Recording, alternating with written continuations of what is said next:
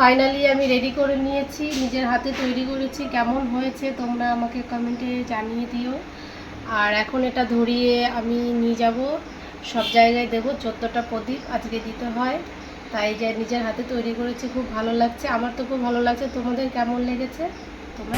एक और दिवाली आई है, युगों युगों वनवास साध कर, युगों युगों वनवास साध कर खुशियाँ लौट के आई हैं।